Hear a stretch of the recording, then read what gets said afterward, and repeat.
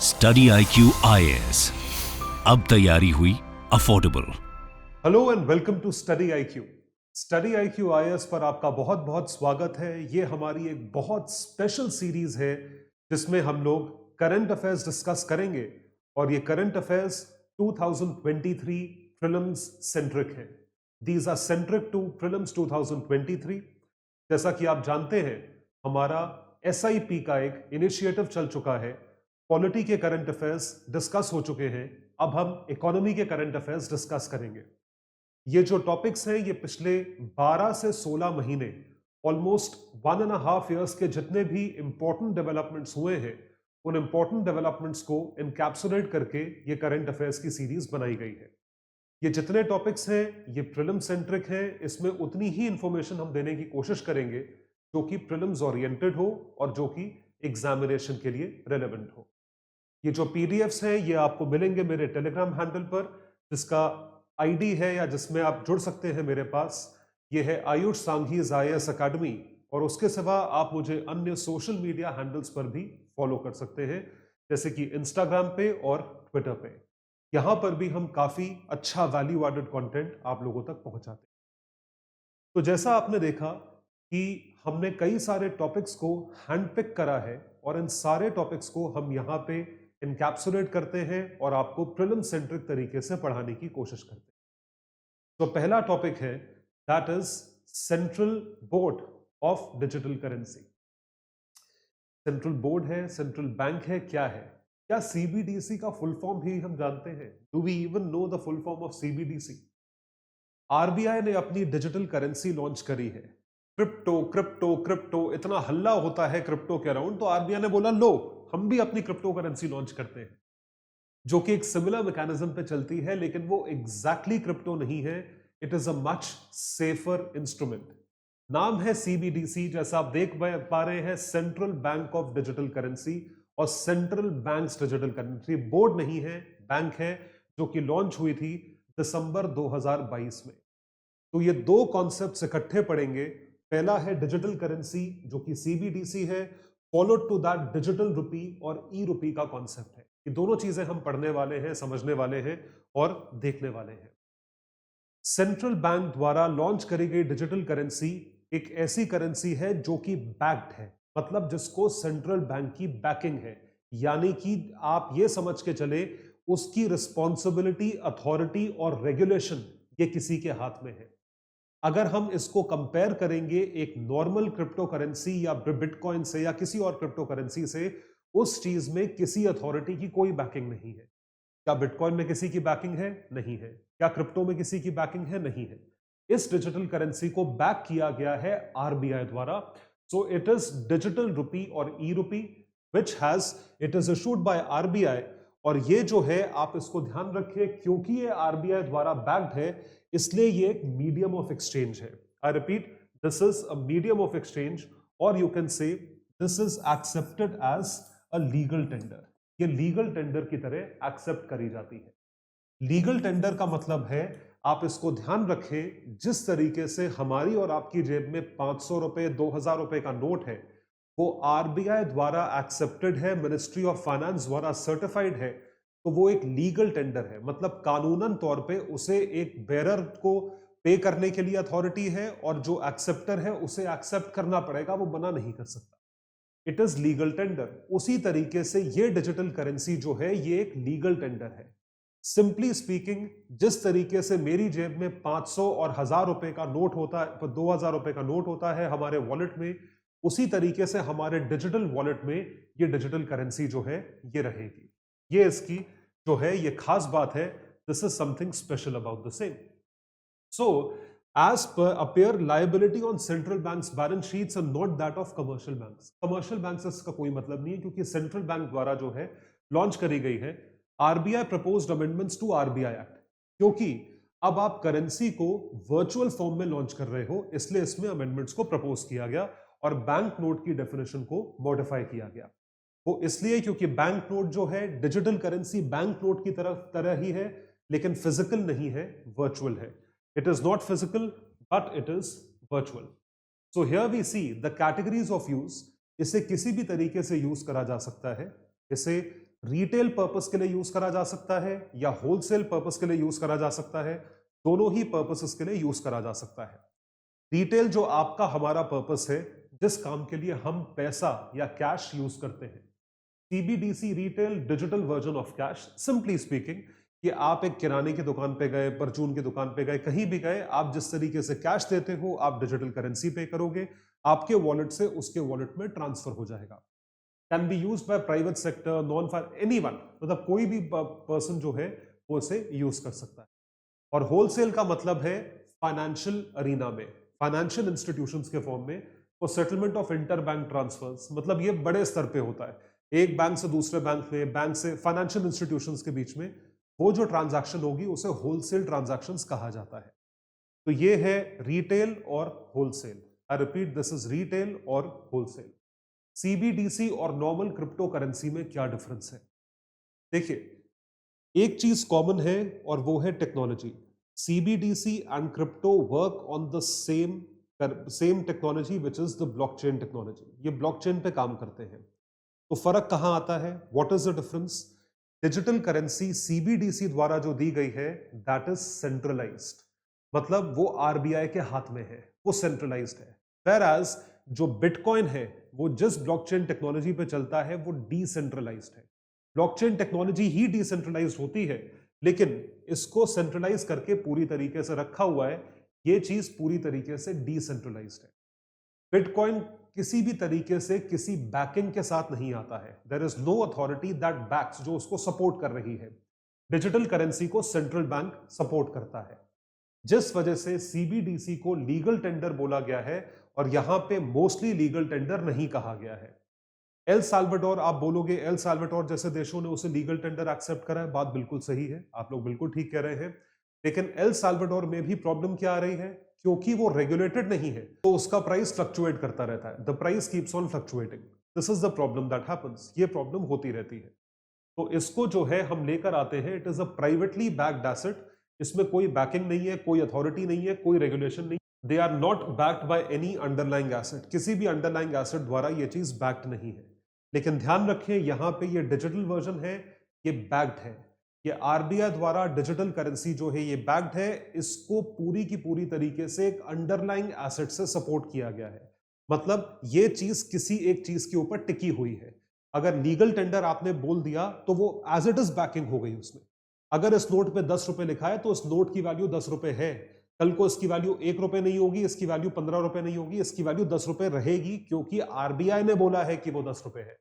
Bitcoin में कौन बोल रहा है? कोई नहीं बोल रहा। आज बिटकॉइन 50 लाख का, कल 15 लाख का, 10 लाख का। तो आप सोच के देखिए, एल साल्वाडोर जैसे देश में आपके पास एक बिटकॉइन है, कल आप एक प्लॉट खरीदने जा रहे हो, आप बिटकॉइन में पेमेंट कर रहे हो, कल तक वो 50 का था, आज आप एक दिन पेमेंट करने में लेट हो गए, आज वो 40 लाख का हो गया, तो एक्स्ट्रा 10 लाख रुपए कहां से लाओगे? Are you able to understand? इस वजह से एल साल्वाडोर में, क्योंकि बिटकॉइन के प्राइसेस में फ्लक्चुएशन इतना ज्यादा है, तो एल साल्वाडोर में मैक्सिमम रिटेलर्स या होलसेलर्स पेमेंट लेते ही नहीं क्रिप्टो में। आप ये सोच के देखो, आपको आज के रेट में कोई बिटकॉइन दे रहा हो, आप कूद के लोगे कि यार भाई पता नहीं कितना प्राइस। एल साल्वाडोर में कोई लेता ही नहीं, वो बोलते कैश दे दो, जबकि वहां की गवर्नमेंट ने लीगल टेंडर डिक्लेयर करा हुआ है, फिर भी नहीं लेते। So these are the disadvantages. और दूसरी तरफ अगर हम देखें इसी चीज को, अगर हम कंपेयर करें या यहां पे देखें, इसको कंक्लूड करें ई रूपी के रूप में, डिजिटल रूपी और ई रूपी। तो सीबीडीसी एक डिजिटल करेंसी है, जो चीज वॉलेट के अंदर होती है उसको हम ई रूपी बोलते हैं, इलेक्ट्रॉनिक रूपी। इलेक्ट्रॉनिक रूपी जो है वो एक टोकन है, it is a kind of token that I have got. इसको थोड़ा एनहांस करके आपको पढ़ाएंगे। ई रूपी दो तरीके का होता है, टोकन बेस्ड, अकाउंट बेस्ड। तो टोकन बेस्ड का मतलब होता है it is a bearer instrument like bank notes. तो हमारे पास जिस तरीके से बैंक नोट्स हैं उसी तरीके से वही चीज वॉलेट में है, डिजिटल करेंसी के रूप में है। Individual holding, it would be presumed owner, ये प्रिज्यूम्ड ओनर रहेगा। Preferred mode for CBDC, central bank of digital currency, जो कि आपका रिटेल के बेसिस पे आता है, this is CBDC rupee. The receiver will have to verify ownership. जो रिसीवर है वो क्या करेगा? वो वेरीफाई करेगा ownership. The account based, it requires maintenance of record of balances and transactions of holders to indicate ownership. तो यहां पे इंटरमीडियरी जो है वो वेरीफाई करेगा और फिर वो पेमेंट होगी। इतना डिटेल में ना जाते हुए हम पहले ये देखेंगे कि क्या है, किस तरीके से ये चीज वर्क करती है। तो central bank of digital currency का मॉडल ऑफ इशुएंस क्या है, किस तरीके से इशू होगा ये चीज। ये रुपए के रूप में इशू होगा या डिजिटल करेंसी के रूप में इशू होगा, जहां पे आपके पास एक सर्टेन डिनोमिनेशन आएगा। वो डायरेक्ट हो सकता है कि आपको डायरेक्टली पकड़ा दिया, इनडायरेक्ट हो सकता है कि आपको कंज्यूमर्स को इनडायरेक्टली जा रहा है बैंकों के थ्रू। इंटरमीडियरी मतलब होता है बैंक्स, फाइनेंशियल इंस्टीट्यूशंस के थ्रू, कि बैंक्स के पास आया या ऑथराइज्ड डीलर्स के पास आया। जिस तरीके से फॉरेन एक्सचेंज ऑथराइज्ड डीलर्स के पास आता है, उससे हमारे पास आता है। आप उसको डायरेक्ट ही बोल सकते हो, क्योंकि हम डायरेक्टली आरबीआई से जाके तो फॉरेन एक्सचेंज खरीदते नहीं। सिमिलरली डिजिटल करेंसी जो है, आप ये ध्यान रखिए, वो भी आप जाके डायरेक्टली आरबीआई से तो लोगे नहीं, वो आप किसी इंटरमीडियरी से ही लोगे। So claim by consumers will be handled intermediary basis पे, ये चीज हैंडल करी जाएगी। It would be handled on this basis. तो central bank of digital currency, इस चीज को लॉन्च करने के क्या फायदे हुए। भाई देखो, डिजिटल करेंसी है, पेपर नोट नहीं है। अगर पेपर नोट, आप खुद वॉलेट आपने यूज करा होगा कभी ना कभी, पेटीएम, गूगल पे, फोन पे, भारत पे, इतने सारे पे होते हैं, आपने कोई ना कोई तो कभी ना कभी यूज करा होगा, यूपीआई यूज करा होगा। इसका क्या फायदा होता है कि आपको फिजिकल नोट्स हैंडल नहीं करने, फिजिकल नोट्स के खराब होने का डर नहीं है, फिजिकल नोट्स के फटने का डर नहीं है। फिजिकल नोट्स की कॉस्ट बैंकों के लिए, आरबीआई के लिए कम हो जाती है। आपको छापने की जरूरत नहीं है उतने physical notes, you don't have to print. उतने नोट्स को हैंडल करने की जरूरत नहीं है। जो ट्रांजैक्शन चार्जेस हैं वो कम हो जाते हैं, सब कुछ बैंकों के बीच में होता है। तो it reduce operational cost involved in physical cash management. ये बहुत मैसिव कॉस्ट है बाय द वे, ये कम कॉस्ट नहीं है, जो ये बहुत बड़ा फायदा है। It brings resilience and efficiency in the payment system by reducing overhaul. देखिए, कुछ लोग बोलेंगे कि कैश एफिशिएंट है, बिल्कुल है, कैश आज भी एफिशिएंट है। बहुत सारे देशों में, मतलब मैंने कई सारे देश विजिट करे हैं, वहां पे आज भी वो कैश में ही पेमेंट लेते हैं। वो कार्ड या यूपीआई सिस्टम तो खैर है ही नहीं किसी देश में, बहुत कम देशों में है, और वो भी भारत के सपोर्ट से आ रहा है। वो कार्ड भी नहीं लेते हैं। कैफेज वगैरह में आप चले जाए बाहर यूरोपियन देशों में, they don't accept card, they accept only cash. Cash नहीं है तो आप खाना भी नहीं खा सकते, कॉफी भी नहीं पी सकते। लेकिन यहां पे क्या है, ऑपरेशनल एफिशिएंसी इस तरीके से होती है that you don't have to handle cash. आपको कैश हैंडल नहीं करना है, पहला फायदा है। दूसरा फायदा है कि बहुत बड़ा डिनोमिनेशन अगर होता है तो वो आप इजीली पे कर सकते हो। जैसे कार्ड से इजीली पे कर सकते हो, 20, 25, 30 हजार रुपए की पेमेंट आप कार्ड से कर सकते हैं, आप डिजिटल करेंसी से भी वैसे ही कर सकते हैं। डिजिटल करेंसी और कार्ड में फर्क यह है कि digital currency is similar to rupee in your pocket. Simple, जो आपके पॉकेट में रुपया है उसी की तरह डिजिटल करेंसी है। It is an online virtual wallet. Card is different, card is linked to the bank account. Card, credit card, debit card transactions बिल्कुल अलग है। That is not cash, that is credit. Reduce illicit money as it leaves a trail. Very very important, नकली note छाप सकते हो, ठीक है, और उसका ट्रेल नहीं होता है। यहां पे इसका ट्रेल है, क्योंकि इसमें हर एक ट्रांजैक्शन आपकी डॉक्यूमेंटेड है। आपने किसी को 500 रुपए दिए, मेरे पास लिखा है, उसके पास लिखा है, तो ये सारा का सारा जो डेटा है आरबीआई के पास हमेशा at any given point of time होगा। कितनी ट्रांजैक्शंस हो रही हैं, कितने की ट्रांजैक्शंस हो रही हैं। तो it will have offline capabilities making it attractive and accessible. ये होना पड़ेगा, जैसे क्यूआर कोड्स लगे होते हैं उसी तरीके से होना पड़ेगा, तभी इसका फायदा है। और वो आपको बनाना पड़ेगा, जैसे इतने सारे क्यूआर कोड्स लगे होते हैं उसी तरीके से आप एक और लगा दो। तो ये डिजिटल करेंसी है। फिर बता रहा हूं, कार्ड नहीं है, it is not a card. जिस तरीके से कार्ड से पेमेंट होती है वो नहीं है। जो हम अपने वॉलेट में रुपया डालते हैं और फिर उसके थ्रू पे करते हैं, वो दूसरे के वॉलेट में पहुंचता है, फिर वो बैंक अकाउंट में ट्रांसफर करके रुपया निकालता है, वो चीज अलग है। कार्ड अलग है, ये डिजिटल करेंसी है, ये रुपया ही है, इसको कहीं ट्रांसफर करने की जरूरत नहीं है। दिस इज रुपी। जिस तरीके से आप 10 का नोट देते हो, उस तरीके से आपने 10 रुपए मैंने अपनी डिजिटल करेंसी से आपके अकाउंट में ट्रांसफर कर दिया। आपने अपने अकाउंट से स्टडी आईक्यू का अकाउंट में ट्रांसफर कर दिया एडमिशन लेने के लिए, तो वो बेसिकली फिजिकल कैश आया एक तरीके से हमारे पास। That is physical cash, that is not card, that is not credit, that is not wallet transaction. Remember this. So RBI launched pilot programme of digital rupee, क्योंकि टेस्टिंग करनी थी इन नवंबर, ये चीज करी गई है और देखी गई। तो अबाउट होलसेल सीबीडीसी, तो wholesale CBDC is designed for restricted access to select financial institutions. ये भी हमने देखा था। Potential to transform the settlement systems. बैंकों के बीच में सेटलमेंट बहुत बड़े अमाउंट का होता है और जल्दी चाहिए होता है, तो इस तरीके से सेटलमेंट हो सकता है होलसेल के बेसिस पे, और ये चीज है। तो digital rupee in wholesale segment, settlement of secondary market transaction यानी कि स्टॉक मार्केट वगैरह के ट्रांजैक्शंस एंड गवर्नमेंट सिक्योरिटीज। तो ये इंटर बैंक मार्केट ट्रांजैक्शन को आसान करता है, ये करता है, तो ये सारी चीजें आप ध्यान रखोगे। तो ये चीज है। अब आते हैं हम रिटेल डिजिटल रुपी पे, ऑल्सो कॉल्ड एज सीबीडीसी। इसको लॉन्च किया गया, first pilot of retail digital rupee, this was launched. तो पायलट प्रोजेक्ट का मतलब होता है टेस्टिंग, टेस्ट करा आपने। पायलट का मतलब है लिमिटेड बेसिस पे इसे इंप्लीमेंट किया गया। 4 शहरों में करा गया, बॉम्बे, दिल्ली, बैंगलोर और भुवनेश्वर में, जहां पे customers and merchants will be able to use digital rupee और ई रुपी। इस चीज को किया गया। According to central bank, the pilot will test the robustness of entire process of digital rupee creation, कि डिजिटल रुपी किस तरीके से क्रिएट हो रहा है, distribution and retail usages in real time. Distribution and retail, कि आप डिस्ट्रीब्यूट कैसे करते हो और रिटेल यूजेज किस तरीके से लेकर आते हो इन रियल टाइम। रियल टाइम का मतलब यह है कि यूपीआई ट्रांजैक्शन में भी लैग होता है बैंकों की तरफ। आपने एक मर्चेंट को पैसे दिए, उसके अकाउंट में रिफ्लेक्ट हो गया, मेरे अकाउंट में रिफ्लेक्ट हो गया, मेरे से डेबिट हुआ, उसके में क्रेडिट हो गया। बैंकों के बीच में ट्रांजैक्शन होने में 5 से 7 दिन लगते हैं, 1 हफ्ता तक लगता है। मतलब भाई देखो, उसके अकाउंट में पैसा पहुंचा, मेरे अकाउंट से पैसा पहुंचा, अब मेरे बैंक से उसके बैंक में भी तो पैसा पहुंचना चाहिए, बैंक के पास पैसा जाना चाहिए ना। तो वो जो पैसे का ट्रांसफर है उसमें 5 to 7 डेज लगते हैं, इसमें नहीं लगते। ये रियल टाइम है, ये रियल टाइम सेटलमेंट है, यूजेज इन रियल टाइम। तो इस वजह से ये चीज जो है ये ज्यादा इफेक्टिव है। बार बार बोल रहा हूं, ये रुपया ही है, ये कार्ड नहीं है, ये वॉलेट, ये वो वाला नहीं है। E rupee would be in the form of a digital token that represents legal tender. It will be issued in same denomination as paper currency because this is paper currency. 1 रुपए, 2 रुपए, 5 रुपए, 10 रुपए, 20 रुपए, 50 रुपए, 100 रुपए, 200 रुपए, coins and will be distributed through intermediaries. सब transact कर पाएंगे ई रुपी के द्वारा। Digital wallet offered by participating banks and stored on mobile phones and devices according to the RBI. तो पर्सन टू पर्सन हो पाएगा, पर्सन टू मर्चेंट हो पाएगा। Payment to merchants can be made using QR code displayed over there.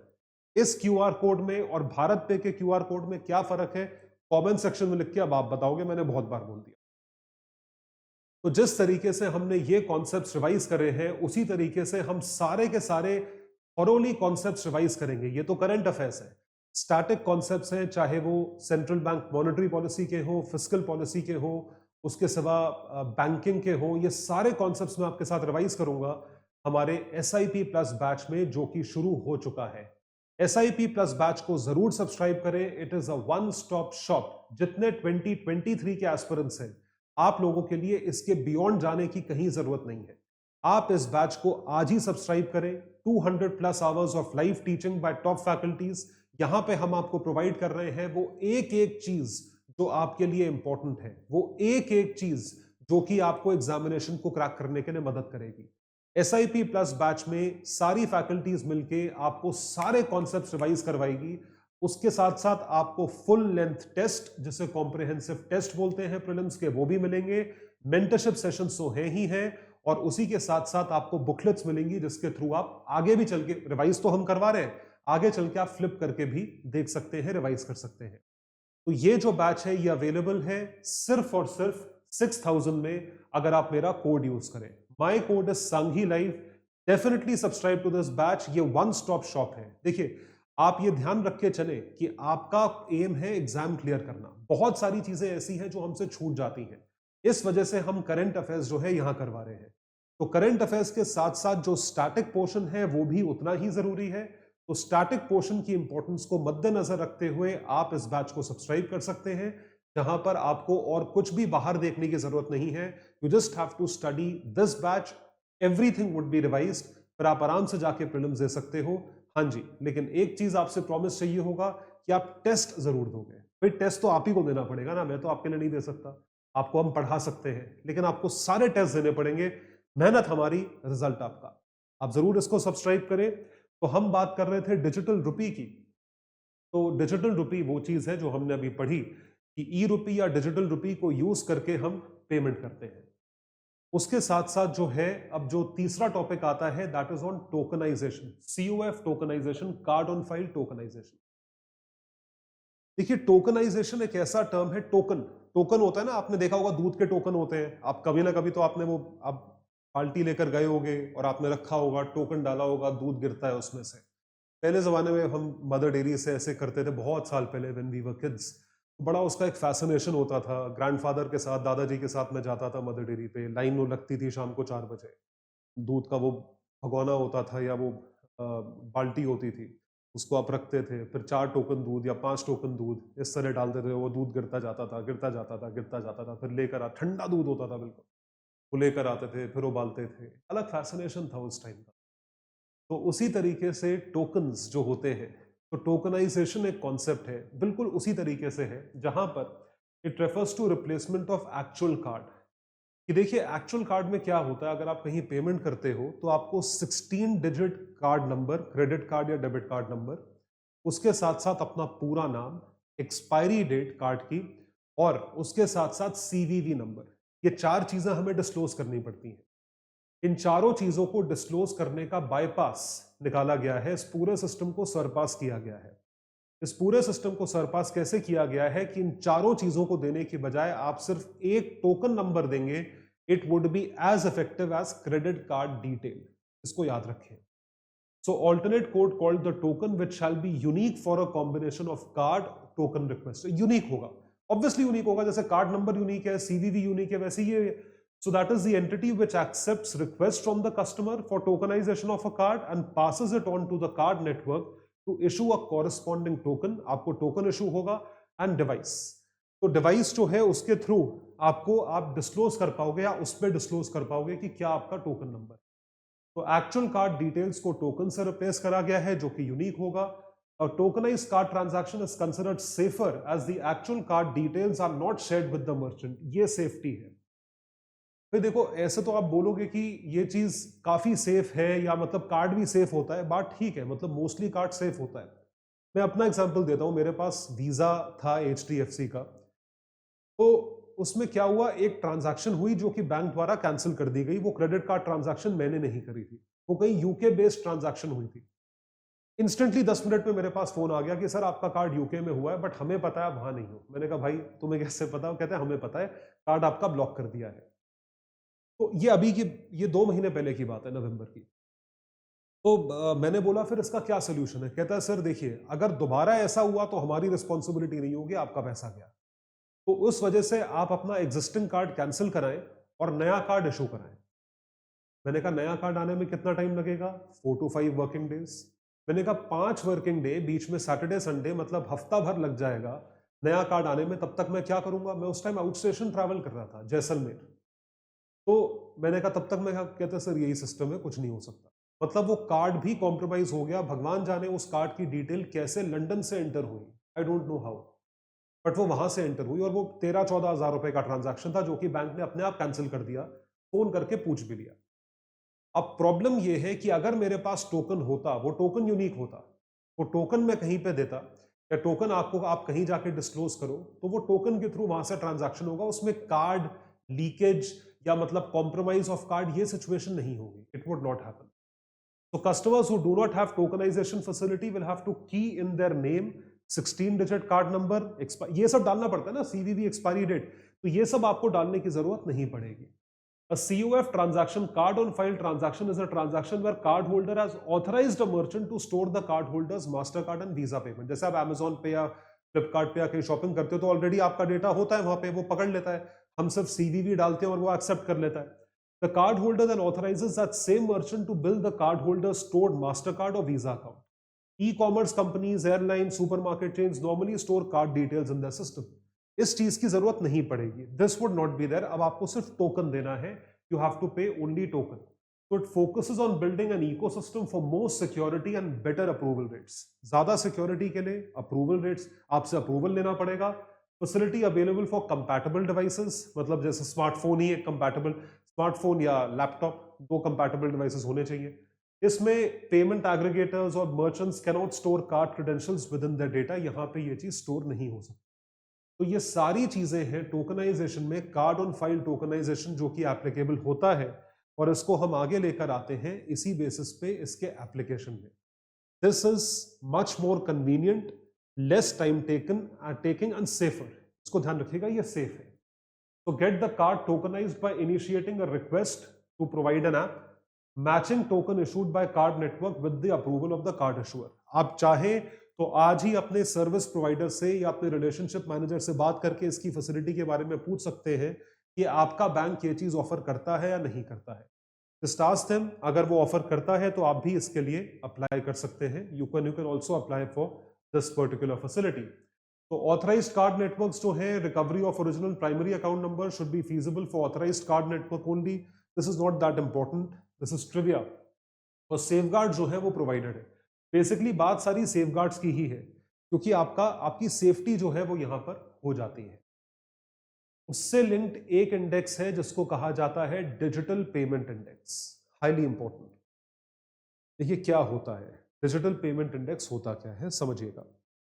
ये index जो है ये RBI द्वारा बनाई गई है, जिसका प्राइमरी फोकस इस चीज पे होता है कि डिजिटाइजेशन किस एक्सटेंट तक हुआ है, how much digitization has taken place.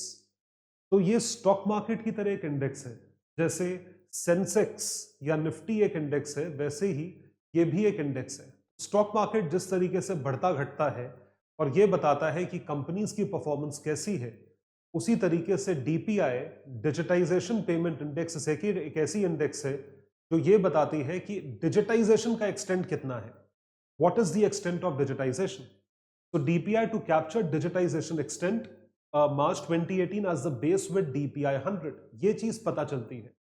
तो ये इंडेक्स इंक्रीज हुई है 304 से 350 तक। This digitized index has increased from this to this. So it comprises of 5 broad parameters। अलग अलग मतलब इंडेक्स कैसे कैलकुलेट करें, 5 पैरामीटर्स के बेसिस पे यहाँ पे चीजें दी हैं और इन पांचों पैरामीटर्स को अलग अलग अलग अलग अलग अलग वेट दिया हुआ है, उसके बेसिस पे यहाँ पर ये चीज अस्क्राइब हुई है। तो डिजिटाइजेशन इंडेक्स यहाँ पे क्या है आप ये देख सकते हैं, क्या क्या चीजें ऐसी कंसिडर करी जाती हैं जिसके बेसिस पे रैंकिंग होती है। एटीएम का use, cash transaction, prepaid instruments जो जो हमारे पास जैसे कैश वाउचर वगैरह होते हैं, तो ये सारी की सारी चीजें यहाँ पे आती हैं। तो payment enablers, internet, mobile, internet कितना पहुंचा, मोबाइल कितने लोगों के पास है, आधार कितनों का है, बैंक अकाउंट कितनों का है, उसमें पार्टिसिपेंट्स कितने हैं, मर्चेंट्स कितने ऐसे हैं जिनके पास ये सब चीजें हैं। तो पहला इंडेक्स ये है। दूसरा है पेमेंट इंफ्रा, डिमांड साइड मतलब consumer side, debit card, credit card, prepaid, customers registered कितने हैं, मोबाइल इंटरनेट बैंकिंग में फास्टैग्स कितने लोगों के पास है, ये सब डिजिटाइज। अब फास्टैग है, फास्टैग में पैसा तो डिजिटाइज बेसिस पे ही भरवाओगे ना।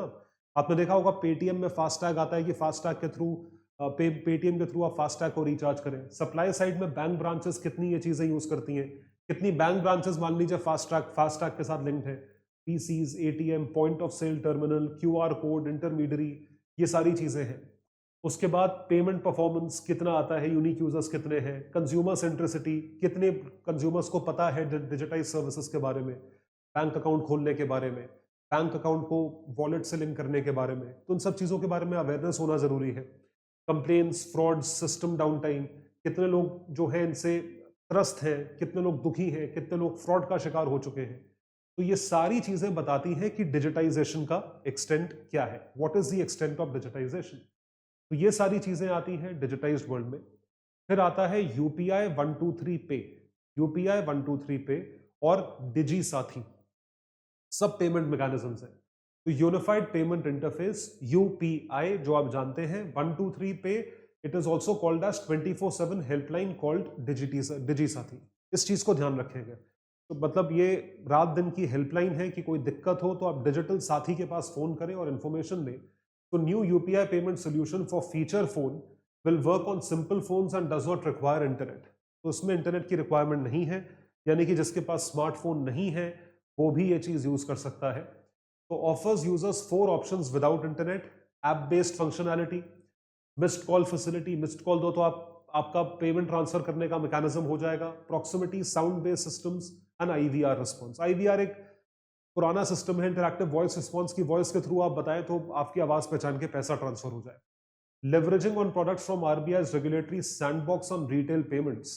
तो सैंडबॉक्स ऑन रिटेल पेमेंट्स का मतलब जो है वो बेसिक मतलब यहाँ पे मेंशन्ड है टेस्टिंग ऑफ न्यू प्रोडक्ट्स और सर्विसेज। सैंडबॉक्स, रेगुलेटरी सैंडबॉक्स का मतलब ये होता है कि आप नया प्रोडक्ट यदि लॉन्च कर रहे हो, जैसे ये प्रोडक्ट लॉन्च किया गया है, उसका एप्लीकेशन क्या है in controlled test regulatory environment.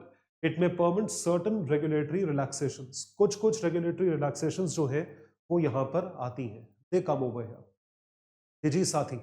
डिजी साथी एक हेल्पलाइन है 24/7। कोई दिक्कत हो, किसी तरीके से कोई फ्रॉड हुआ हो, कोई मिसयूज हुआ हो, फोन चोरी हो गया हो, फोन का मिसयूज हो रहा है, तो national payment corporation of India द्वारा सेटअप करी गई हेल्पलाइन है about information on these products and services और any grievance that we have with respect to these transaction.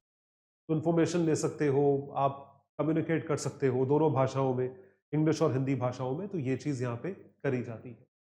फिर है Indian payment system, payment vision 2025 for up to December 2025। ये payment का vision है। System which enables payment between parties but doesn't include a stock exchange. तो यहाँ पे payment हो रही है, स्टॉक एक्सचेंज इंक्लूडेड नहीं है। Backbone of any economy for development, financial stability and financial inclusion, highly important. तो पेमेंट सिस्टम है, आप पेमेंट सिस्टम को यूज करते हो। देखिए, कोई भी किसी भी देश का पेमेंट सिस्टम अगर इफेक्टिव है, वो फाइनेंशियल बैकबोन है। तो अगर बैंकिंग सिस्टम कोलैप्स कर जाए तो पूरा देश कोलैप्स कर जाता है। ये बात तो आपको समझनी पड़ेगी। How important is the banking system, and banking system acts as the backbone of any economy. वो रीढ़ की हड्डी है। वो रीढ़ की हड्डी क्यों है? क्योंकि वो पूरा फाइनेंशियल मैकेनिज्म या सिस्टम चलाता है। यदि फाइनेंशियल मैकेनिज्म या सिस्टम वो ना चलाए तो आप करोगे क्या? What to do? Are you able to understand? So which is why having an effective financial mechanism system is highly important for a payment system. ये चीज बहुत ज्यादा जरूरी है एक पेमेंट सिस्टम के लिए। तो Indian payment system in India more than 500% growth, मतलब 5x ग्रोथ, 5 गुना मर्चेंट्स एक्सेप्टिंग डिजिटल पेमेंट्स। ये लॉकडाउन के बाद खासकर हुआ। अब तो खैर इतना हो गया है, और यूपीआई के आने के बाद तो यूपीआई की ट्रांजैक्शंस इतनी मैसिव है, क्योंकि यूपीआई इज वेरी कन्वीनियंट। मतलब आपने कभी ना कभी करा होगा, विद इन सेकेंड्स आपका ट्रांसफर होता है। आपको जितनी देर में आप वॉलेट से पैसा निकाल कर उसको दोगे, वो आपको खुले छुट्टे पैसे वापस देगा, वापस रख के वॉलेट में डालोगे, उससे कम टाइम में यूपीआई ट्रांसफर हो जाता है। So UPI, IMPS, PPI, they registered growth. ये कंपाउंडेड ग्रोथ है, 104%, 39%, 13% हर एक साल। Usages of paper instruments has seen significant decline. क्यों? कौन छुट्टा लेके रखे? 13 रुपए की चीज है, 20, 50, 100 रुपए जेब में है। अब वो बिन के देगा, आधा वो 1 मिनट वो भी लगाएगा, ऑब्वियसली इरिटेट हो जाते हैं हम उतनी देर। तो बेटर ये सिस्टम है। उसके बाद तो 4 गोल पोस्ट क्या है? Competition, cost, convenience, confidence. देखिए, कॉन्फिडेंस तो हमें आएगा ट्रांजैक्शन करके, प्लस हमें ये तसल्ली होनी चाहिए कि हमारा पैसा सेफ है, जो यूपीआई में तो है, क्योंकि यूपीआई में तो बैंक से पैसा जाता है, वॉलेट से तो पैसा जाता नहीं है। कॉन्फिडेंस है। कन्वीनियंस तो देखिए डेफिनेटली है, कन्वीनियंस में तो कोई दो राय नहीं है कि कन्वीनियंस है। कॉस्टली बिल्कुल नहीं है, हमारे ऊपर कॉस्ट पड़ती नहीं, मर्चेंट के ऊपर पड़ती है कॉस्ट, दैट इज देयर। और कंपटीशन में काफी लोग हैं, लेकिन यूपीआई का यूज बहुत मैसिव है। सो पेमेंट विजन 2025 तक हमें क्या करना है? Integrity, inclusion, innovation, institutionalization, internationalization. हम इस तरफ तो चल पड़े हैं बहुत अच्छे से। अंतरराष्ट्रीय स्तर पे यूपीआई की एक्सेप्टेबिलिटी इतनी मैसिव होती चली जा रही है, सब भारत से ही वो चीज ले रहे हैं। Everybody is taking it from India because India has cracked the code. तो बताइए, क्या इंडिया में इनोवेशन नहीं है? क्या इंडिया में इंक्लूजन नहीं है? बिल्कुल है। इतनी बड़ी जनसंख्या को अगर हम इंक्लूड कर सकते हैं, तो यूएस, जर्मनी, फ्रांस जैसी देश क्या है? वो तो यूपी के बराबर देश है, उसको क्यों नहीं कर सकते आप? और फॉर एनहांस्ड आउटरीच, ज्यादा लोगों तक पहुंच सके, इसको बोलते हैं inclusion. Customer centricity, very important. Cyber security, digital deepening. All these things are important to reach over here. तो जिस तरीके से हमने ये कॉन्सेप्ट्स कवर करे हैं, उसी तरीके से हम सारा स्टैटिक पोर्शन प्रीलिम्स के लिए रिवाइज करेंगे SIP प्लस बैच में। अगर आप SIP बैच ज्वाइन करना चाहते हो तो आप जरूर करें। 23 एस्पिरेंट्स के लिए वन स्टॉप शॉप यही है। You have to go nowhere else. This is the only place that would provide you with everything. तो आप जरूर सब्सक्राइब करें। मेरा कोड है Sanghi live. Sanghi live code से आपको मैक्सिमम डिस्काउंट SIP बैच में मिलेगा। So this batch is available only for 6,000 rupees and we are starting soon. हम 27 जनवरी को ये चीज स्टार्ट कर रहे हैं। इकोनॉमिक्स के टॉपिक्स मैं ही लूंगा, पूरा इकोनॉमिक्स का कवरेज मेरे द्वारा होगा। और ये PDF पाने के लिए आप मेरे टेलीग्राम हैंडल पर मुझसे जुड़े। तो my Telegram ID is Ayush Sanghi's IAS academy. Thank you so much.